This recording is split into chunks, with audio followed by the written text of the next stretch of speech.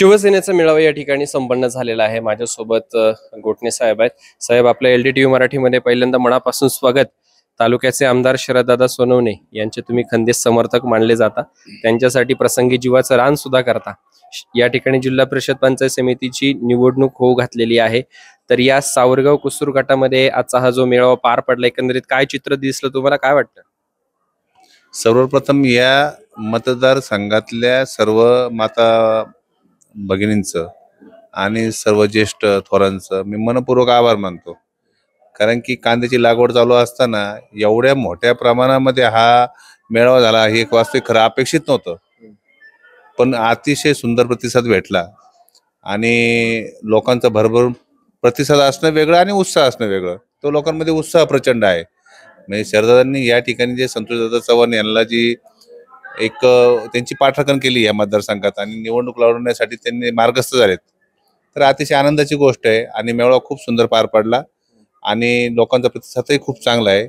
येत्या काळामध्ये निवडणूक आता लागल्यात, त्यामुळे जसं निवडणूक रन होतील तसं या मतदारसंघाचं चित्र स्पष्ट होईल। परंतु राजकारणामध्ये मी अनेक माणसं बघितली, पण राजकारणामध्ये देणारी माणसं आणि घेणारी माणसं हा फरक खूप मोठा आहे। त्याच्यामध्ये संतोष चव्हाण यांचं एक वेगळं नाव या तालुक्यामध्ये नव्याने उदयाला आले आणि ती ह्या मतदारसंघाच्या दृष्टीने जमेची बाजू आहे। संतोष चव्हाणांबद्दल जर मला सांगायचं झालं तर भ्रष्टाचाराविषयी प्रचंड चीड असणारी माणसं सध्या राजकारणात राहिलेली नाहीयेत।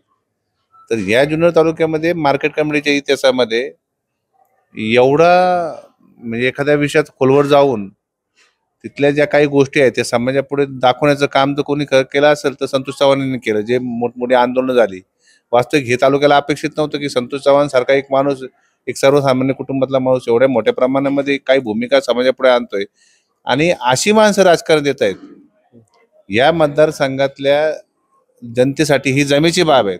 वास्तविक राजकारणामध्ये अशी माणसं पडत नाही, म्हणजे संतोष चव्हाणांसारखी माणसं राजकारणात दिसत नाही आणि त्यामुळे राजकारण गलिच्छ झाले। तर या मतदारसंघाचं भविष्य इतकं चांगलं आहे की हा माणूस जर या मतदारसंघामध्ये जिल्हा परिषद म्हणून काम केलं या माणसाने सदस्य म्हणून, तर जी भ्रष्टाचाराची कीड लागलेली आहे, कारण की आपण एक अपेक्षाने जिल्हा परिषद सदस्य निवडून देतो, कुठल्याही पक्षाचा असू द्या, त्याला आपण निवडून देतो आणि त्याच्याकडनं अपेक्षा होतो हा श्रीमंत आहे, हा पैसे खाणार नाही, पण तसं काही चित्र दिसत नाही। म्हणजे सर्वसामान्य कुटुंबातली माणसं एकवर भ्रष्टाचार करत नाही, पण जी श्रीमंत ते जास्त भ्रष्टाचार करतात। तर भविष्यामध्ये या मतदारसंघामध्ये मला असं वाटतं की जी काही कामं होतील ही दर्जेदार होतील संतोष चव्हाण यांच्या माध्यमातून, कारण की ह्या वैयक्तिक या माणसालाच भ्रष्टाचाराची खूप चीड आहे, हे वारंवार लक्षात आलं। म्हणजे मी त्यांचे पाहतोय गोरगरीब लोकांना जे त्यांचं योगदान आहे, स्वतःच्या खिशातले पैसे तो माणूस देतोय, त्यामुळं अशी माणसं ह्या मतदारसंघाला भेटली, या मतदारसंघासाठी हे जमेची बाब आहे। अशी माणसं प्रत्येक जिल्हा परिषद गटात भेटली पाहिजे। तर एक महत्त्वाचा प्रश्न आहे की याच्या आधीचं नेतृत्व केलेले आशाताई बुचके आहेत, गुलाबशेठ फारखे आहेत, त्यांचं एक तगडं आव्हान संतोषदादांच्या समोर असणार आहे। कसं टफ फाईट करतील कार्यकर्ते म्हणून, पदाधिकारी म्हणून, तुम्हाला काय वाटतं? नाही बघा, प्रत्येक मतदारसंघात आहे ना जनता खूप हुशार असते।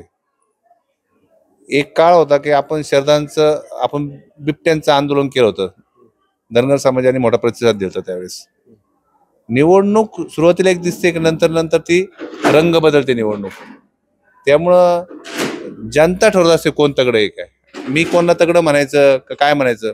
जनता त्यांचं मूल्यमापन करत असते का तुम्ही 5 वर्षात काय काम केलंय, तुम्ही त्या कामामध्ये तुमचा किती प्रामाणिकपणा आहे, हे जनतेच्या निदर्शनात येत असतं।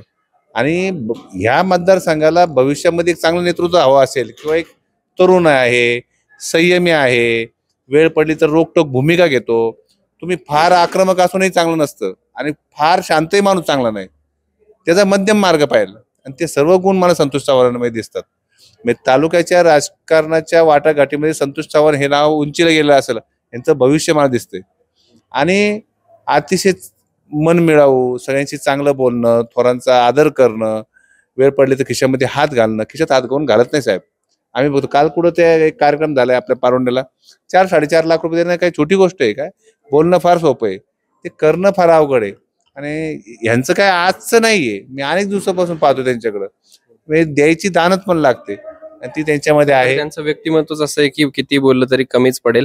विजयाचा तुम्ही कार्यकर्ते म्हणून काय विश्वास वाटतो? कारण की सावरगाव कुसूर हा जो जिल्हा परिषद गट आहे याच्यामध्ये एकूण 26 गावं आहेत आणि अनेक तगडी गावं आहेत। राजकीय वारसा असलेले अनेक नेते मंडळी या गटांमध्ये आपल्याला पाहायला भेटत आहेत. थोडक्यात काय सांगा? विजयाचं गणित मला स्पष्ट दिसतंय. लोकांमध्ये प्रचंड उत्साह दिसतोय. या मतदारसंघाला एक नवं नेतृत्व पाहिजे हे पण स्पष्ट दिसतंय. कारण राजकारणामध्ये स्पष्ट भूमिका घेऊन पुढे जो माणूस निघतो त्याला संधी लवकर असते. तुम्ही धरसोड केली, इकडे जाऊ का तिकडे जाऊ का, निवडणूक मी लढवणार आणि मला जिंकायची, तसं राजकारणात चालत नाही कधी. त्यामुळं मला असं दिसतंय का संतोष चव्हाण हे प्रचारात फार पुढे निघून गेला असं दिसतंय मला. म्हणजे ते तुम्हाला निवडणुकीच्या निकालातही कळलं नाही. येत्या काळात जशी निवडणूक रण होईल त्यावेळेस हे दिसेल. असं काही नसतं. कोण ताम्रपत्र घेऊन आलं नाही का बाबा यांची खूप ताकद आहे त्यांची खूप, असं नसतं राजकारणामध्ये. राजकारण तुम्हाला येत्या काळामध्ये दिसेल.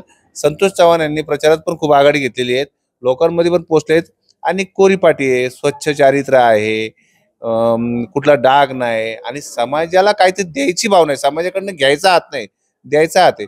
त्यामुळे आणि एक आज ते त्यांचं जे वय आहे त्यामुळे एक 20 वर्ष अजून ते काम करायची त्यांच्या संधी आहे. असा तरुण युवक जर आपण या मतदारसंघाने गमावला तर मग भविष्यामध्ये 20 वर्ष ही परत पोकळी निर्माण होईल. आणि त्यामुळे या मतदारसंघाला संधी आहे. आपण विरोधक जे आहेत त्यांचं पण काम बघितलं आहे. त्यांनाही 5-5 वर्ष 10-10 वर्ष संधी भेटलेली आहेत.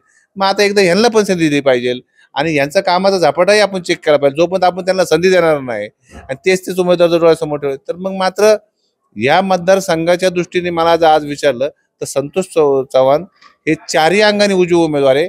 आणि संतोष चव्हाण सारखा माणूस जिल्हा परिषद लढवतोय हे या मतदारसंघासाठी जमेची बाजू आहे. खरं तर हे होते संतोषजी घोटणे, ज्यांनी आपल्या भावना संतोष चव्हाण यांच्याविषयी व्यक्त केलेल्या आहेत. विजयाचा विश्वास सुद्धा त्यांनी या ठिकाणी LDTV मराठी सोबत बोलताना व्यक्त केलेला आहे.